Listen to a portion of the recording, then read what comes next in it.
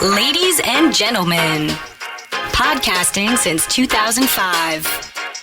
You're listening to Gamertag Radio. With your hosts, podcaster Hall of Famer Danny Pena, the always opinionated Parris Lilly, and from outside of the norm, Peter Toledo. This is Gamertag Radio.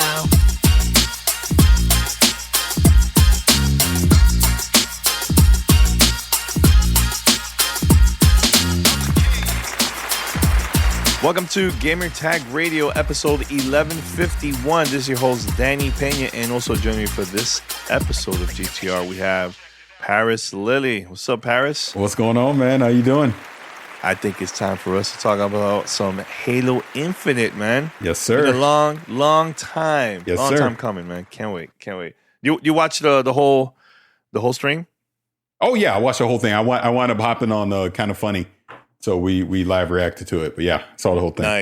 Nice. Really cool. All right, but first, head over to gamertagradio.com. Listen to our past episodes. You could also find us on any podcast app. Just search for Gamertag Radio. We're there. Subscribe, post your review. And if you can, also send us some voice messages, some emails for fan mail. And here's how you can contact us. Send us your feedback or questions.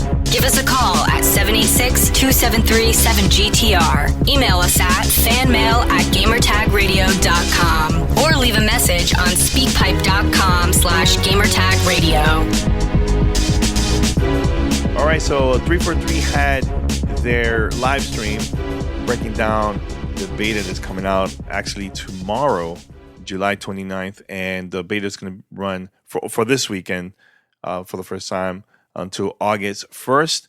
And then there's going to be other opportunities in the future where you can also have an opportunity to play again, maybe different modes. They're going to make some changes in the background, especially this weekend. They're going to do that. We're going to talk about that in a few minutes here. But yeah, overall, Parris, I really enjoyed how open 343 were the whole time, breaking down the beta. The one that surprised me the most out of everything, how good the Xbox One version looks, man. That was really cool for them to show that first more than anything, you know. So, what are your thoughts overall of that when they show that the Xbox One version?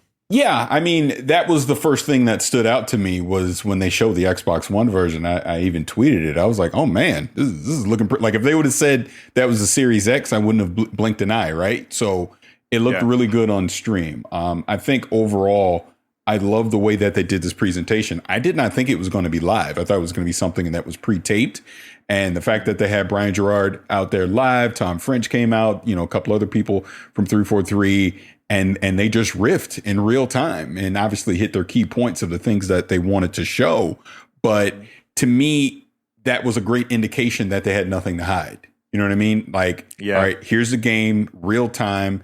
Let's go through the menus. Yeah, some of the matches they had pre-recorded, but the fact that they were able to talk through that stuff and we're able to see it in real time, like the big takeaway that I took from everything they showed was it's about making the Spartan that you want to make to represent you in the game, the accessibility features, being able to customize things in certain ways so that the way the UI looks on the screen, the way your Spartan looks, everything is customized towards you. So you're comfortable with the way that you're playing. That's what really stood out the most to me. And, I'm sure we'll get into the Academy stuff and the bots and whatever in a second. But yeah, I was impressed. I was very impressed with this. It got me excited to want to go play Halo. And I think that's the whole point. So I'm really looking forward to this weekend being able to jump in and test some of this stuff out for myself. Yeah, and like I said, I love that they're being super open. I know one of the things that people were asking throughout the whole stream, because I don't know if you watched the chat, but people were like, hey, are we going to see split screen, what's up? Because Halo is known for that, right? And they said, look, not for the beta, but they are going to have a split screen for launch. So that's really cool. The assassination part of in the game is not going to be available at launch, but they're planning to add that also in the future, which I think is awesome. And again, love that they were being open about that too. Another thing too, Parris, which I think this move is super important because a lot of the first-person shooters have been doing this for a very long time.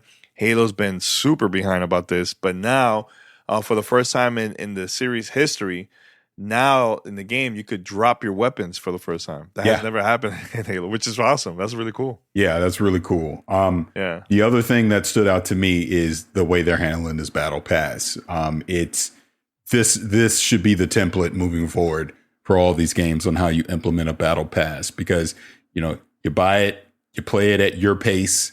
The fact that you can swap out certain challenges and things, I think is pretty cool. And I know this isn't the first game to be able to do that, but to see it here, is a great thing. And again, take it at your pace. You don't have to worry about limited time or rushing to try and keep up with anyone. It's about you.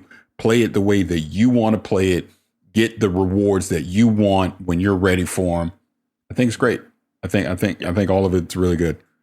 Yeah, and not only that too. This is, of course, crossplay, so you could play with players that have the PC, Xbox One, and also the Xbox Series consoles.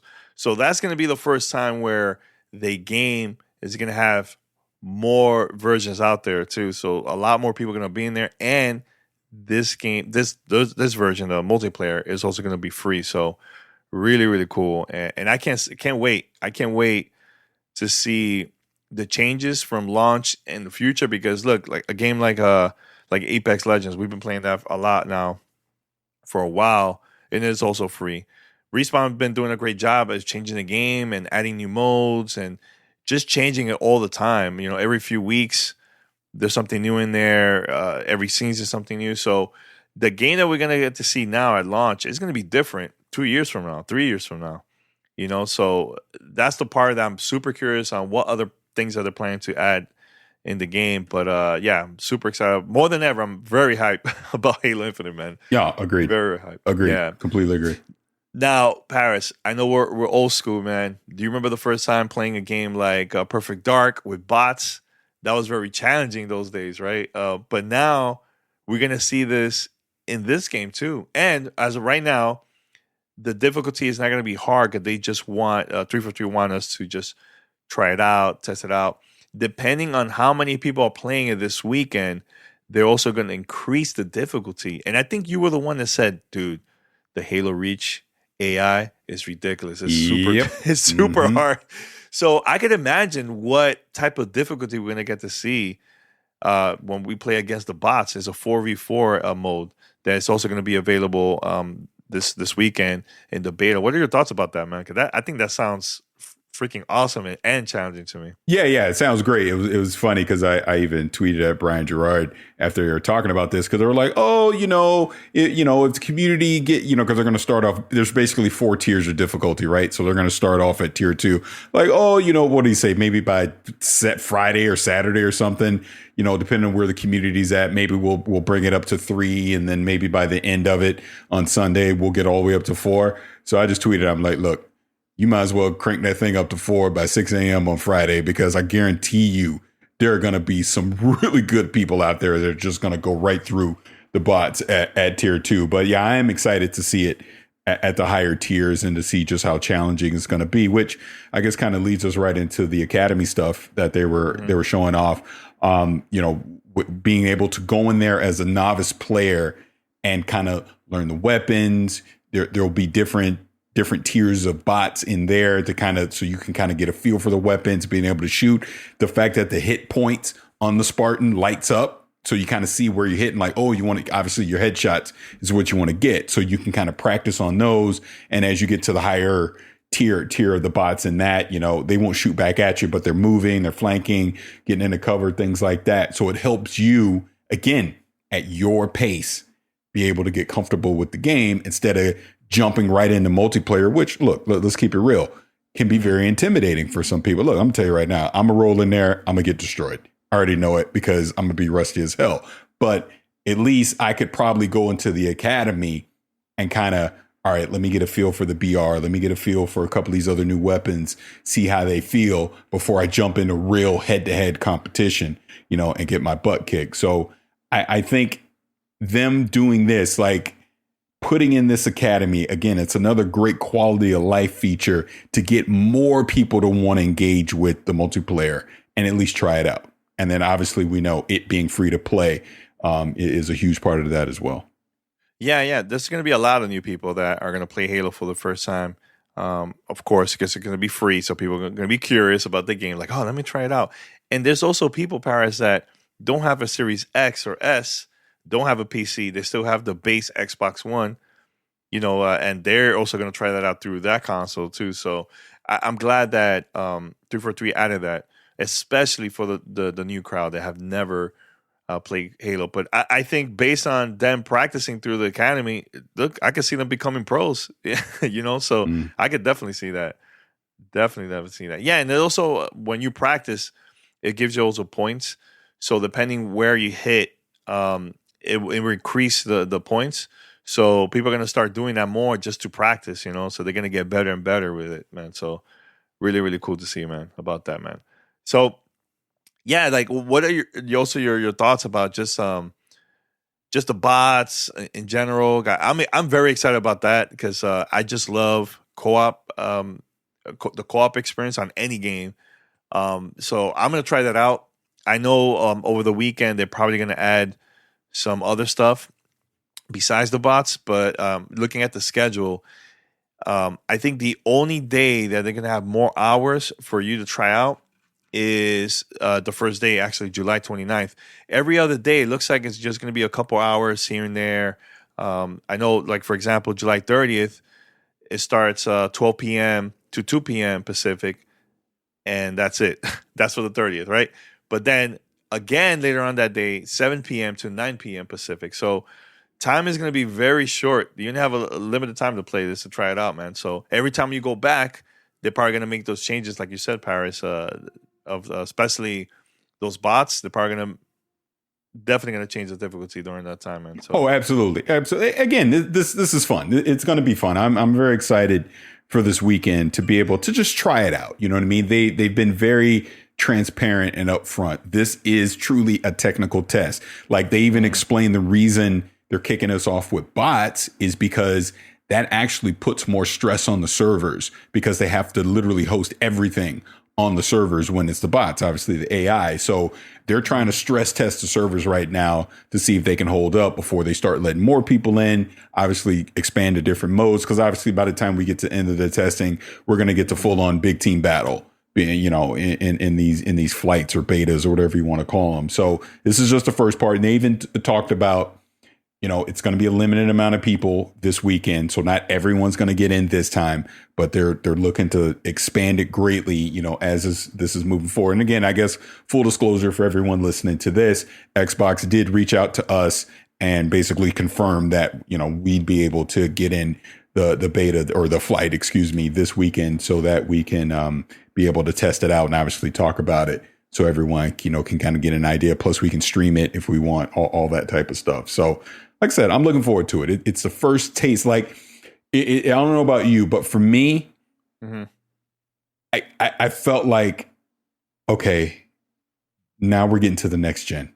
Even though I know this isn't a true quote unquote next gen game, it's on Xbox One and all that, but it's like, oh my God, we really are about to get a new Halo. You know what I mean? Yeah. Like now we actually get to play a new Halo. It's been 6 years and we're finally going to get to play a new Halo. And I am genuinely excited about this. So yeah, really looking forward to it. And you know what's the most important thing too, Parris? I'm glad that 343 didn't release the game last year, and just they took their time to make the changes, all these months, especially during the pandemic. Mm-hmm. A lot of the developers been working from home, and now seeing videos and also the blog posts from 343, I'm super excited, way more than last year actually, because now I see that they're very transparent, they're very open about everything, and I'm just excited, very, very excited. And I just love the changes that they've been making, man. And hopefully we'll get to see more about the single player campaign in the future. But me especially, like every time I play, I always play the difficulty a little bit harder, sometimes even all the way up in the campaign. So based on what we're going to see in the multiplayer, hopefully that is going to give us like a sneak peek of what we're going to see in the campaign, later this year. So very excited about that part too, man. Yeah, it's funny, like you bring up the campaign. I don't know about you, but Yeah. I'm good. I don't need to know anything. Don't show me nothing else. Just let me go play it. And I understand after Craig and all that, people are wanting to see a little more, and I'm sure they will. But I don't need to be convinced of anything. I'm going to play the campaign day one. I don't want to know anything about, like, I hope if they do show some stuff, it's nothing with the story. I don't want to know what the story is. At all. Nothing.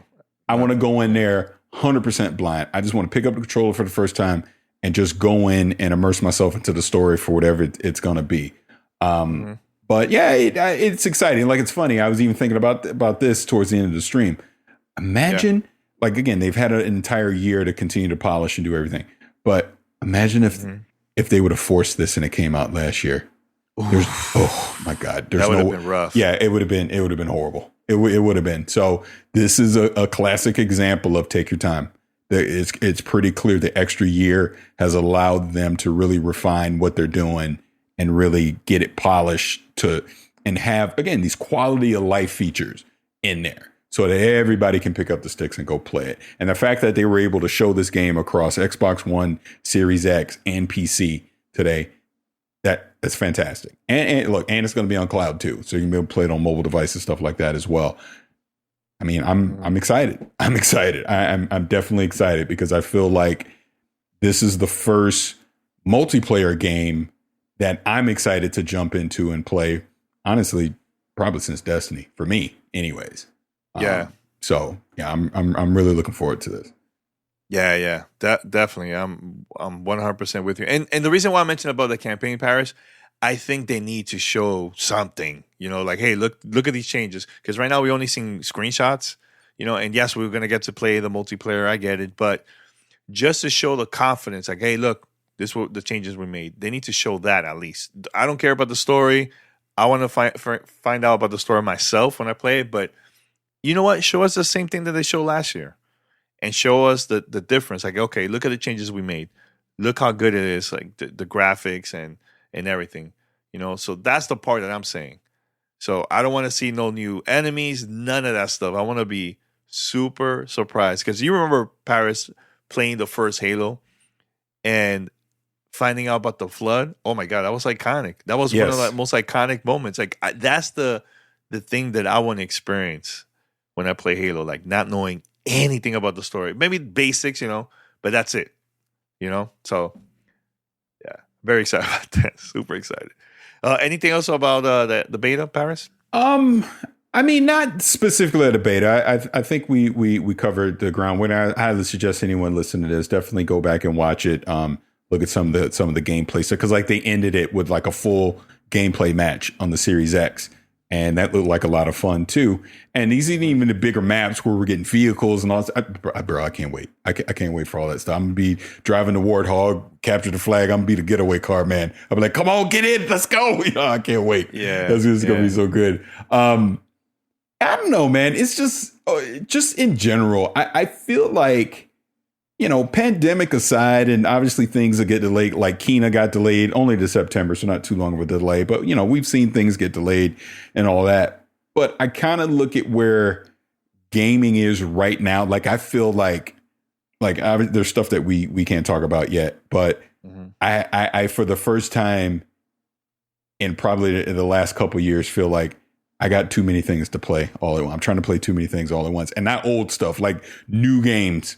I'm trying to all play it at one time right now, and I have enough freaking time. And that's a great freaking feeling to have, because that's just letting you know that some quality stuff is on the way. And, I feel like by the time we get to Halo, which, knock on wood, will be at the 20-year anniversary in November, that's just going to kind of just be the final nail in the coffin for this year. Like I said, even though things have gotten delayed out, I still feel like we're getting a nice, robust lineup of games here on the back half of the year. And I just think overall I'm excited for it. Like, cause did you get to see what Playground Games showed on the stream the other day with all the biomes for Forza Horizon 5? Oh my God. Yeah, it looks sick. Ridiculous. It's ridiculous where gaming is going. Like, look, again, this is another cross-gen game. So imagine, yo, Danny, imagine when they show Forza Motorsport, which is all next gen. And that's sometime hopefully next year. Or Yeah, maybe the year after that. We'll probably at least see it. We'll at least see it next year. I wouldn't hold my breath that it comes out next year because I think everything with COVID, there's no rules. It'll probably get delayed. But yeah, dude, my God. Not only that, Parris, the Unreal Engine that they showed, the Coalition. Yeah, I was going to bring that up. Yeah, ridiculous. It's ridiculous. And look, Flight Sim. You've been playing Flight Sim on the Series X. Danny, I said it at the showcase, and I'm still saying it. How the hell did they do this? I'm playing it on the 3090 on the PC, and it's struggle bus. It's been smooth as butter on the Series X. How are they doing this? I know I already know. I know they reworked some stuff on the engine, and to be upfront, I need to reinstall it on the PC because I've uninstalled it. But I do want to play it again on the PC because I know the engine changes they made to get it to run on console, they've also done for PC as well. So I'm curious the frame rate improvements and things I'll see on PC as well. But look how good it looks on the Series S. Flight Simulator. Yeah. Ridiculous. Yeah. I want to try that out because we have a Series S here. I just need to figure out space. But I seen videos of it. I'm like, how in the world they put it off with this S? I can understand the X, Yeah. But the S? How? That's insane. But Parris, I definitely want to mention that very quick because I've been having a great time with that game. Like, yes, it's not a shooter, it's not an adventure game, but sometimes I just want to lay back and just chill and just fly. Like what I've been doing is like the other day, I miss my grandparents. They passed away a couple years ago, and with Flight Sim, I went to their house in the Dominican Republic. I found it took me a while, but I found it. I even found the cemetery where they're buried. And I showed that to Rihanna. The other day, we were also on the phone talking to her mom, and she was like, "Yeah," because she knows people that like to play the Flight Simulator, the old one. So I told her, "Hey, I have the new one. You want me to show you?" She go, "Yeah." So we started showing it, and I was flying the location where she was at. She's like, "Oh my God!" And she was telling us, "Okay, turn here. Okay, right here. Okay, we're next to this building." Yo, dude, it was insane. I was like, "Oh my God!" It was actually fun. We were doing that for like 45 minutes, Parris, on the phone. Like we did like a video chat, FaceTime, just trying to figure out where they live, and we found their house. So that it's a cool experience. Even the other day too, I was streaming for over 7 hours. I was just flying from Los Angeles to the Dominican Republic, and I had the viewers just telling me, "Okay, Danny, you're in this state." They would look up all the locations that will pop up on the screen, and they'd tell me, "Danny, there's a storm straight ahead. Be careful. It's gonna be crazy." That type of thing. But it was an amazing experience. Even though I landed pretty ridiculous when I got to the Dominican Republic, I was like upside down when I got there. I saw the picture. Yeah. But overall, it was fun. It was fun, and I have to give props to Xbox because now I've been seeing so much content, like games coming up, not only for Game Pass, old and new, but even the new ones, Parris, now, like starting with Fly Sim, Psychonauts, The Ascent. What else is coming? Like, it's so many games that's coming out in the summer. Later, Halo Infinite. Dude, it's a lot of games, man. And as a fan of Xbox and a person that have the console, I'm very surprised, very excited for the future because this is just the beginning. Imagine when all those studios already have like all their games ready and they're launching it sometime next year or in the future. It's gonna be awesome. It's gonna be really, really good, man. Yeah, I agree. Completely agree, man. I mean, it's like I literally just pulled the Xbox app up right now and I'm just looking at coming soon. Yeah. The Ascent, probably by the time people are listening to this, The Ascent is going to be out. And wait, when is this coming out? Tomorrow, actually Thursday. So isn't The Ascent this week? I think it's okay. I don't want to break embargo, but I kind of sort of will right now to say that I am playing The Ascent. It's freaking dope. We'll talk about it on the Sunday show, but I think I'll be okay. But The Ascent, again, you'll see. We'll talk about it soon. They're going to have Hades. is about to come out, which I've personally never played. So it's like a new game to me. I've not played it. That's coming out in a couple of weeks. Psychonauts 2. You know, I did the preview for that. Got to talk to Tim Schafer, the whole thing. I mean, dude, Danny, it's going to be so good. It's going to be so good. I cannot freaking wait. Then Age of Empires 4 is going to come out in October. Forza Horizon 5 in November. And then Halo. That's just basically, Back 4 Blood is going to be on Game Pass. As in, you know, it's like, yo, stuff's about to drop, man. We're definitely about to get, you know, a bunch of games. And that's just Xbox and Game Pass stuff. There's obviously PlayStation, knock on wood, we'll still get Horizon Forbidden West. We know Nintendo is going to have Metroid that's coming out. Dude, it's going to be some good games coming. I pre-order the OLED. You getting the OLED? Oh yeah, 100%. Oh yeah. Yeah. I'm getting OLED. Yeah, I'm excited for that. Because I haven't been on the show. I haven't talked about Death's Door on here. Oh yes, you've been posting that a lot. A lot on Twitter. I'm gonna say this right now, and go ahead and send your hate mail in if you don't want to believe me. Yeah, Jeff Keighley gonna be talking about that game at the end of the year. Oh man, I can tell you right now, the game is good. Game is really good. Right now, today, as we're recording this, if you say what's your game of the year, it's Death's Door. Okay, all right. A quick question. Yes. You said that also about Ratchet and Clank. I know. It's better. It's better than Ratchet Clank? It's better. It's better. Wow, Parris. Okay. Because again, you got to think this to me embraces that 2D top-down Link to the Past. What's the other Zelda one? Not Link's Awakening. The other one. Was it Lost World? I'm screwing it up. But it's that vibe of Zelda. That's what this is, dude. I'm telling you, that soundtrack is just so damn good. My God. It is. It is good. The boss battles, the mini boss battles, you know, the exploration that you get to do. I just freaking love it. I mean, that's the best way I can explain. And look, I'm not saying that has to be everyone's game of the year. I guarantee you I'll probably change my mind like 5 more times before we get to December. But as I sit here in July 2021, this has been my favorite game to play this year. I'm not even kidding. And it's challenging and fun. Yes. I love it. That's the part I love. And that's the beauty of it. It's challenging, but it's not frustrating. I'm about to chuck my controller across the room. Challenging. Yeah. Like, you know what I'm saying? Like, the bosses have a pattern to them, but that's part of the fun, discovering what that pattern is, being able to do it. And like you said, I posted a few videos up of like some early bosses because I don't want to spoil too much. But dude, I freaking love it. I love it. I absolutely love that game. So, and look, like I said, I'll probably change my mind 5 more times, but I highly recommend, if you have an Xbox, go spend the $20, get Death's Door, go get it on. It's on Steam as well. $20 you want to play it on PC. It's freaking great. It's great. It just is. Not only that, and it's a small team that made that game. Yeah. I mean, you know, the misconception is Acid Nerve, because Acid Nerve is 2 people, but they did outsource some other stuff. So they're not the only 2 people that worked on the game. So in reality, I think it's about 9 or 10 people that worked on it, which still is ridiculous. But I mean, dude, what they were Acid Nerve is able to pull off with this game is incredible, dude. And that's why I hope this game, look, the Metacritic scores are off the charts, which is great. It's got nothing but positive buzz. I really hope that Acid Nerve stays in this world and does something else in this world, because I would love to see more of Death's Door happen. Full-blown sequel, DLC, whatever. I do hope they have the financial success to say, you know what, let's continue this.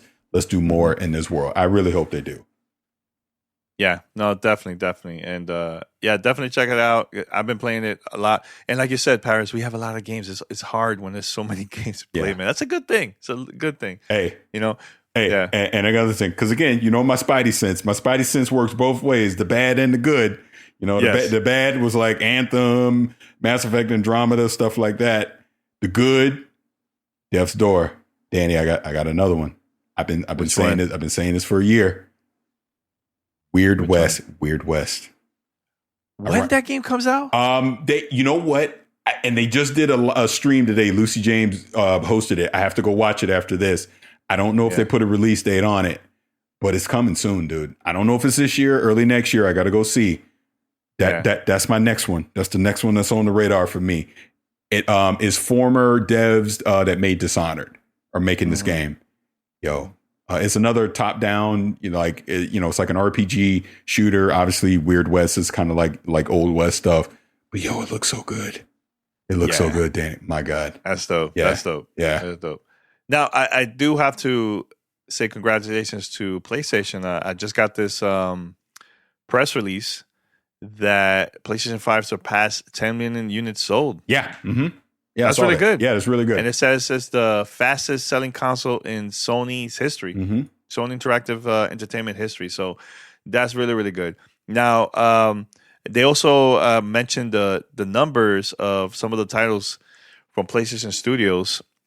This one for Spider-Man Miles Morales, as of right now, has sold more than 6.5 million copies, which is awesome because that game is fantastic. One of my favorite games. Actually, my favorite game of the year was that one. MLB The Show, Parris, this is good news. More than 2 million copies across all platforms for a game like that. Usually it was always less than that because it was only on PS5, but now that it's also on Xbox, it's really good to see that it sold a lot. Really, really wait. Now I'm confused on that one because I saw the 2 million. I thought the 2 million was PlayStation, but then they said there was 4 million of engagement, which AKA would mean people that got it on Game Pass. Game Pass. Yeah, I was going to mention that. So it says here more than 2 million copies sold across platforms. The game has reached more than 4 million players since the release on April 16, 2021. So yeah, it's a combination of Xbox Game Pass subscribers and also people that actually bought the game. Yeah. So Returnal, a new IP, sold more than 560,000 copies. All right, let's pause. Let's pause on that one. Okay. I literally deleted a tweet today responding to Jeff Keighley about that because people, even if you praise the damn game, people get too sensitive about this stuff. That's disappointing to me. And I don't buy the excuses of, well, scalpers got all the PlayStation 5s because that's not true. Let's even be generous. Let's say of the 10 million PlayStation 5 sold, 5 million are in people's hands, and it is higher than that. It's probably 8 or 9. But let's just say pretend it's 5. Really? Only 560,000 copies sold for that game. It's disappointing to me. It is, because it's a great game. We've talked about it. I freaking love it. So it's nothing about the game. I'm disappointed that there's such a low engagement. What's the factor there? Is it because it's a roguelike $70? I don't know. But and look, Housemarque, Sony bought them, all that. They'll continue to do great stuff. I'm not concerned about that. But I really wish more people would pick that game up. I do, because that's just too low of a number for that game. And I'll stretch it even further, because I know you're going to say this too. The fact that Ratchet and Clank Rift Apart has only sold 1.1 million or whatever they said over the same. That's disappointing to me too. And people getting mad. Oh, 10% attack. Come on, really? Nah. No. Go ahead. To me, that game again. Let's be realistic about it. Let's say there's 8 million PlayStation 5s in people's hands around the world. You really trying to tell me Ratchet only 1 out of 8 people bought Ratchet? Really? That surprises me. It's very surprising to me. I honestly thought it went closer to 3. I thought it'd be closer to 3 million. And then something like Returnal, I figured be 1.5, 2 million, something like that. To me, that's what I would think. But hey, I don't know. It's surprising. It's definitely surprising. And clearly we see Miles Morales. We don't know what the split is between PS4 and PS5. Huge engagement on that. But then again, how many of them are the 100 plus million on PlayStation 4? So again, maybe I'm wrong expecting too much from attach rate, but I quite honestly expected there to be a higher attach rate for both of those games. You're listening to Gamertag Radio.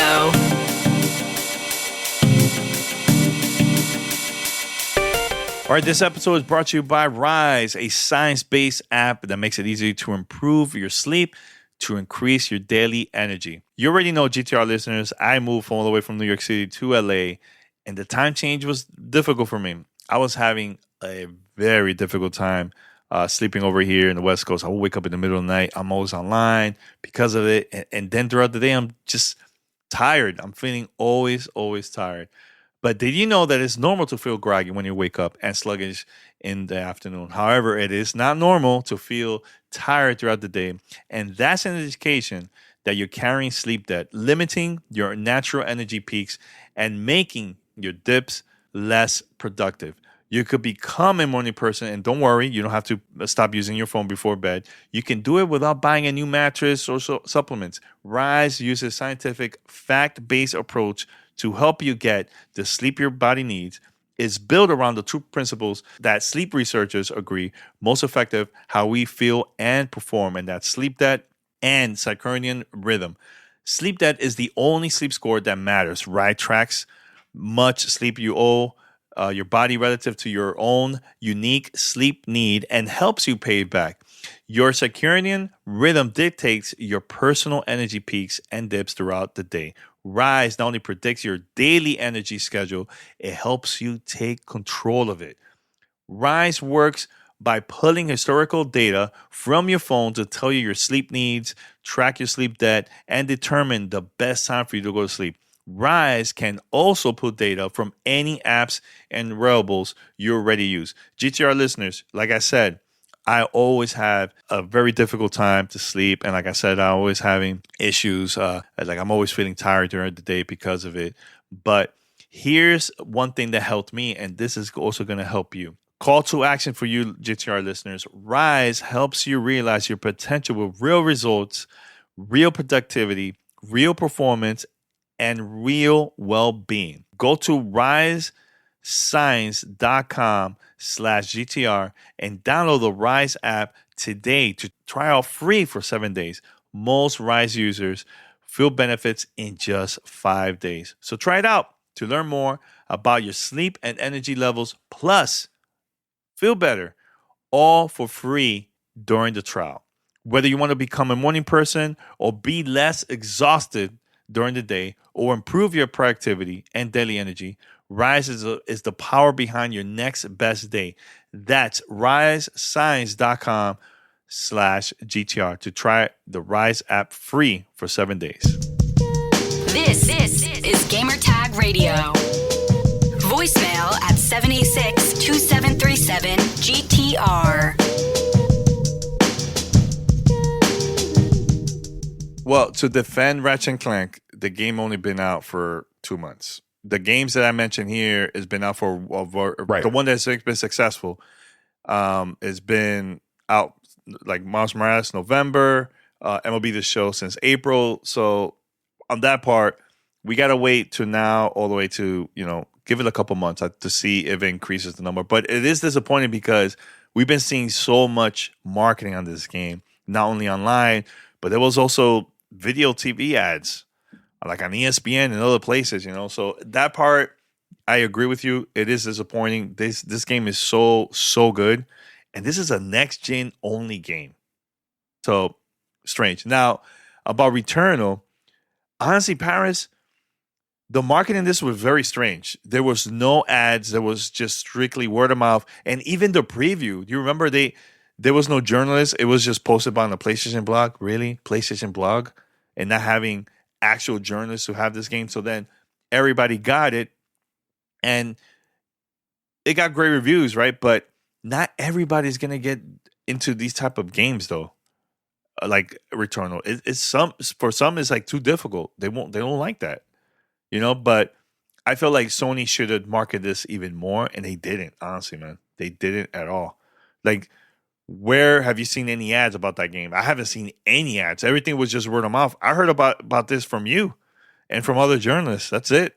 Yeah. I didn't see anything about that. And I understand that. And that's what I'm saying. I don't expect Returnal to have Ratchet type numbers as far as or Miles Morales or anything crazy like that, because again, it is a niche genre, roguelike. The marketing was nowhere near as big as it would have been for something like Ratchet or Miles Morales. So no, I'm not thinking, it was gonna, do these big numbers, but dude, 500,000 just seems so low to me. You would think at least 1 million, at least. I don't know, but that's just me. Yeah. But look, look, people get mad all they want. This is where I do think $70 matters in this scenario too. That's a lot. Yeah. That's a lot of money to pay for a game that isn't going to be for everyone. As much as I love it, it ain't easy, and it can get very frustrating. That's a lot of money to commit to it. It is. So I get it. I do get it. Yeah. Yeah. And here's the thing, man. I see a lot of PlayStation fans that are very passionate about the product and about the games. Yo, support these games. If you like these games for your from your favorite platform, buy it and support it. Because look, none of these games are bad. Honestly, they're not bad at all. These are really good games, especially Ratchet & Clank. That's, to me, as of right now, my favorite game of the year. And it is disappointing to see these low numbers from them, But like you said, $70, Parris. It makes a huge difference, man. So huge difference. I know. I'm gonna say this. What? And get mad if you want. Mad if you want. At Vicious696 on Twitter. This is why I like Game Pass. Because if I see a game like Returnal and I'm not sure about it, but it's on Game Pass, I can at least try it. It's that simple. Yeah. It's that simple. Right. And maybe I try it. Maybe I love it. Maybe I try it and go, damn, glad I didn't spend $70 on that. That's why I like Game Pass. And I understand there's a section of the gaming community that is against Game Pass. Again, it's a choice. Do whatever you want. But this is a classic example of why a subscription service like that is great for us, the consumer. Forget devs and publishers, us, gamers, because I can at least go try something. And maybe I get hooked on it and I freaking love it. Or maybe a great example, Hades. When I finally get to play Hades, I might play Hades and be like, that ain't for me. Well, guess what? It's on Game Pass. I ain't out of nothing. That's how I look at it. And then I can keep on moving and go play something else. But yeah, the $70 thing is just a reality of the industry, and I get it. That's a lot of damn money. That's why I even say, look, as dope as Battlefield looks to me, Battlefield 2042, like the new portal mode and all that kind of stuff, $70 is a lot of damn money to spend coming off this Battlefield 5, which wasn't that hot. Just is. It just is. That's just a reality of it. And, again, the hardcore Battlefield audience is going to pick it up day one no matter what. But what about the people that are on the fence? What about the people that have never played Battlefield before? Are they really going to want to run out and go spend $70? Plus, you got to buy battle passes and all that stuff, too. Come on. Not only that, Parris, but seeing Halo Infinite free to multiplayer play for free. Yep. Apex for free. Yep. Warzone for free. That's my point. Fortnite for free. Why would you buy a $70 game? Yeah. That's the thing the industry is changing, and I feel like this was a huge mistake for EA. At least had it on Game Pass. I think that would have been even a little bit better than the way how they have it That's now. why, Conspiracy Steve and all that, we were thinking it could have been on Game Pass because it just seemed like a win-win, But like as an example, like I mentioned Back 4 Blood a second ago, like it was funny because that pre-order trailer came out because the open beta is about to come out, and if you pre-order it, you can get an open beta early. I was looking at that and go, why would I pre-order it? It's gonna be on Game Pass. I go play it on Game Pass. That's why I'm playing it. I mean, look. Full disclosure, we might get a code for it to review, but look, I already subscribed to Game Pass, so if I don't get a review code, guess what? I'm gonna just get it on Game Pass and play it there. And they're guaranteed to get me to at least try Back 4 Blood because it's on there. That's the point. So yeah, I'm looking at the press release here from Sony, and you know what's something that I realized, Parris? And this is the question I'm going to ask you. Do you think? Well, I know God of War, Gran Turismo, Horizon Forbidden West. I think it's going to sell a lot because it's going to be cross-gen, right? But what about those games in the future, which we don't know which one is yet? It's going to be next-gen only for PlayStation. Do you think that's going to hurt the sales of the game not having it on PlayStation? Like, for example, Deathloop. Is that next-gen? That's next-gen only? Yeah, PS5. Mm-hmm. Do you think that is going to sell a lot? No. Or less? Because looking at these numbers from Returnal and Ratchet & Clank, I just can't see it. I really don't see this game being up there selling a lot of copies because it's only for one platform and that's it. Well, they just simply don't have enough PlayStation 5s. They can't make enough of them, as we see by the sales numbers. But I think a game like Deathloop, which again I think is going to be great, I will be there day one to play it, whether I get a review code or not. If I got to go buy it, I'll buy it because I do want to go play it. I'm genuinely interested in that game. But I think there's still a lot of people out there that still don't know what the hell Deathloop really is. And I know they've done a few preview things and all that. But I think it would, like, if I had to compare it to Ratchet, it'll sell less than Ratchet in the same amount of time, in my opinion. Not to mention we're starting to butt up against the holiday period. You know, the Maddens, look, I know we haven't talked about the Activision stuff, but Call of Duties aside, I mean, you know, those are things that people are going to go play first before they go play Deathloop. I think this is a reality. People know it's eventually going to be on Game Pass. I think being a single player game, people might wait. I do. Yeah. You're right. Especially, but now here's the thing. If you don't have an Xbox and you only have a PlayStation, like I can see some of them that probably want to try something new. They'll buy this. You know, but now here's the question I have for you. PlayStation has been kind of quiet this summer. Very quiet. They had their state of play, and they showed Deathloop and all that stuff, right? Do you still think these games, especially Horizon Forbidden West, you think that game is going to come out this year? I don't know, Parris. I have a huge question mark on that game. I just can't see it. I can't see it coming out this year. Do you think so? Yeah, Fingers crossed. I hope it doesn't happen. Yeah, I want it to come because that's the game I want to play the most this year. But I'm starting to lean towards what you're saying. I got a feeling it's not coming. And I think it's because of the pandemic. I don't see them like having like issues or anything like that. It's just, it's hard to work on these games when you're away from your coworkers, you know, your colleagues. Like, it's hard. It's really, really hard. Not being there, working on the game, and you're doing everything remote. It's difficult. Yep. You know, I agree. Side tangent. I talked before about Weird West. I thought they already did the live stream today. I was wrong. It's tomorrow.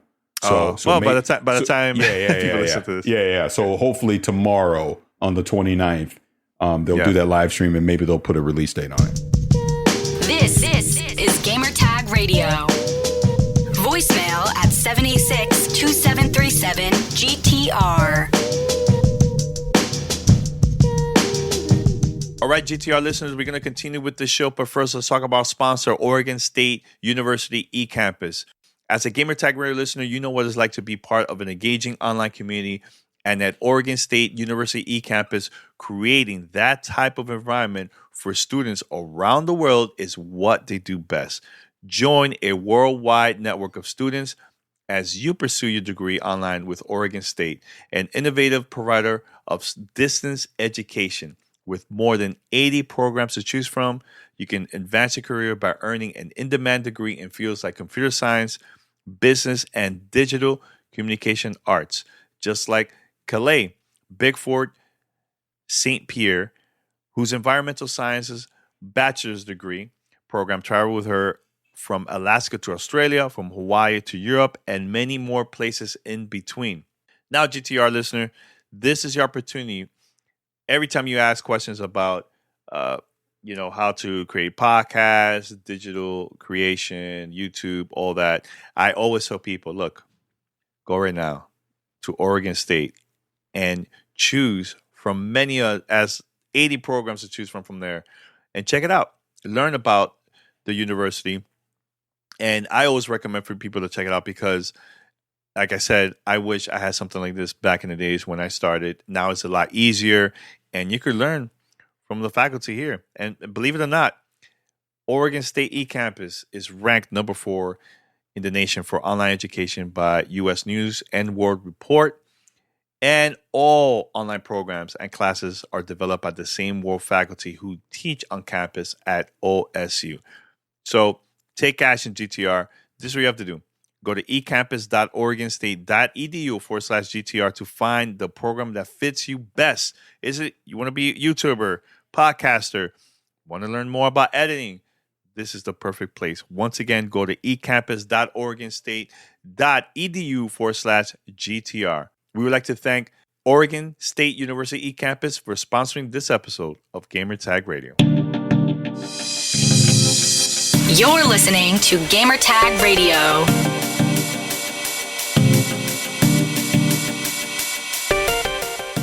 Before we wrap it up, I know you said you wanted to say something very quick about Activision and Blizzard, the stuff that's going on. I'll keep it short and sweet. I've been pretty vocal on social media about this, so obviously along with a lot of other people. Today, because we're doing this on July 28th, they had to protest the walkout from Blizzard, protesting in front of the studio. I'm a curse when I say this, but this entire thing has been an absolute show. It's a failure on leadership from Bobby Kotick all the way down at Activision, all the way down to senior leadership at Blizzard. This is why I say all the time, we need diversity in our leadership. We need people, women, people of color, LGBTQ, just across the board. You need to have people come from diverse backgrounds in your leadership. Because I guarantee you, if you had more diversity in your leadership, this frat boy Cosby room nonsense that we're seeing that's coming out from Blizzard never would have happened, because people would have been held accountable for their actions. But the truth of the matter is this: when everyone in leadership all looks the same and are all the same gender, this is what happens. You may not like me saying that, but it's the truth. Is the 100% the truth. So I stand in support of everyone that walked out today. I know some people over at Ubisoft also put out a letter, signed letter, showing support for this as well. Obviously, there's been wide support across the industry. And I would say to the people out there that think people are, overblowing this, whatever. No, they're not. If anything, people should have talked up sooner about this. It's unfortunate that this was allowed to linger as much as it did. We're seeing the evidence start to come out now, and it is a complete failure of leadership. 100% complete failure of leadership. Personally, and this is me, Danny, you do what you want. I will not review, talk any Activision game until there's real change. I'm done. I'm out. Yeah, I was was thinking a lot about that today, seeing, because I have friends that work at Activision. They, the developers, especially women that I know over there. And it's stressful because they love their job. They love developing games. They love, they worked on the Call of Duty series, Zombies, all that, right? And I sent them messages, showing support, and it's just sad seeing this, man. Really, really sad. And I'm still gonna be supporting them for sure. And look, I don't play Blizzard games at all. It's Call of Duty. It's Call of Duty. I mean, let's keep it real. It's Call of Duty. Yeah. Call of Duty. Yeah. So yeah, it sucks. It sucks really seeing this, and now seeing all the evidence coming out. I'm like, wow, dude. Like, these so-called senior leadership that are working on these companies, they're dumb, because there's evidence everywhere. Oh my God. God. Even in tweets. There's even tweets of them talking about that. Yeah. Like, how dumb are you? Yeah. Really? They didn't even deleted that shit. Nope. And I'm sorry I'm cursing you. I was just like, it's frustrating seeing this. Really, really much, man. No, it is. It is, because we're obviously men. I mean, we're people of color, but we're men, and you see the harassment that happened at that studio to women, and it's frustrating because, like, I see the tweets all the day. Screw men are awful and all that. I honestly, well, what am I going to say? I can't say nothing. Yeah, I guess you're right. Because I said, you know what? I say, yep. I say, yeah, you're right. Because what are you going to do? I can only try and be the best person that I can be. I again, hold people accountable. It's that simple, dude. I mean, hold people accountable. Like, again, people can go do their own research and read into this and see what they want. But when you see that people were reporting things and HR is sweeping it under the rug. Nothing's happening. There was that BlizzCon, from 2010, where the girl literally gets up and says something to the panel and they freaking laughed in her face. Yep. Yeah. But here's one thing, Parris. Here's one thing you forgot to mention. That Bill Cosby BS that they posted. You know there was HR involved in there too in that picture. Didn't know that. I didn't know that till you just said it. Even worse. Yep. Even worse. Yeah. Now we know why a lot of them didn't want to do anything. Now I know why. Yeah, of course. Seeing that and reading that, the article online, it's in the Kotaku, and there's like a bunch of other places too. But seeing that, I'm like, wow, now it all makes sense. Yep. It makes sense now. All makes sense. Because they are involved with that BS. Mm-hmm. It's ridiculous. I don't know. Honestly, it's embarrassing because again, I'll be full disclosure here. I was like, I'm not going to talk about it real quick, and we're really talking about it. But I'll say this too. Like, I've even had people come at me on Twitter and say, well, stop supporting these games then. I go, you guys are part of the problem. You support these games and all that. It's not as easy as to say that because it goes to something that you said. Like I said, I will not cover Call of Duty this year. I'm out on it. But at the same time, we know people that work at these studios and they're good people, hardworking people that do great things, even with the Ubisoft stuff. We know people at Ubisoft who are great people, hardworking. We love them to death. So it's almost like, why are we condemning the entire company for the actions of a few people? It's such a slippery slope when you have personal relationships with people there that have nothing to do with this and they just want to make great games and do their job. So you still want to support those people, but you also want to condemn the actions of all the knuckleheads at the same time. So it's a very embarrassing and frustrating thing all around, because I almost feel like we're caught in the middle, because if you stay silent, then it seems like you don't care. If you're vocal about it, well, it's like, well, you're vocal about it, but you're still reviewing their games. You're still doing all this too. It's like you're literally in a no-win situation when it comes to stuff like that. So all I can say is I try to be informed as I possibly can and just make what I think is the best decision in each scenario. You know? Yeah. No, I agree with you. Totally agree. And my friends, I've seen them, posting on Twitter, being vocal about it. And there's people replying back saying, so quit. Yeah. And that's part of my point too. It's not that simple. Why should they quit? They didn't do nothing wrong. It's leadership. This is why I keep screaming about leadership, dude. It is a failure on leadership. Stop putting the onus on the people that actually do all the work versus the leadership that should have been, when the stuff is getting reported and they're talking about it, holding people accountable and getting those people removed from the company and bringing people in that don't promote that behavior. I mean, it's that simple, dude. Yeah. No, but, want to give a shout out to all the Activision Blizzard employees for the walkout today. Do you know the hashtag? Oh no, the hashtag is ActiBlizzWalkout. Yep. So look it up for more information. I know they also have a list of organizations for you to support also, and it's Black Girls Code, Futures Without Violence, Girls Who Code, Rain, Women in Animation, and Women in Games International. So go out there and support. Just want to show all my love to everybody over there, man, at Activision and Blizzard. So, yeah. Anything else, Parris? Anything else? I mean, this was a gret conversation overall, man. For us, right? Yeah. It was good. I think that's it. I mean, to end this on a positive note, like we kind of already talked about before, there's a lot of great games that are going to be coming out the rest of this year. I'm really happy. Like I talked about Death's Door. We talked about Weird West. There's obviously others like The Ascent.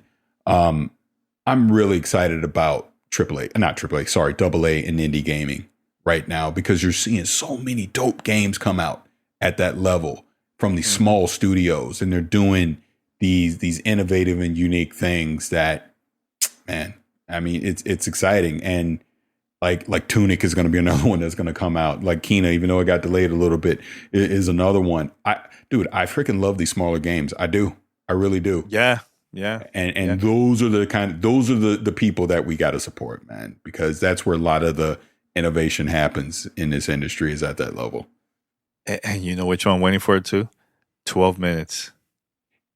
Gotta admit, I'm waiting for that game. That one, it's not doing it for me. I know. Really? I know everyone's excited about it, but for me, I'm kind of, we'll see. Yeah, well, wow, Parris. He's like, I'm excited for it. I just love those type of story games, so we'll see. But everyone, head over to gamertagradio.com. Listen to our past episodes. You could also find us on any podcast app. Just search for Gamertag Radio. Also, if you disagree with Parris about 12 minutes being or meh, make sure to hit us up, and here's how you contact us. Send us your feedback or questions. Give us a call at 786-273-7GTR. Email us at fanmail@gamertagradio.com or leave a message on speakpipe.com/gamertagradio.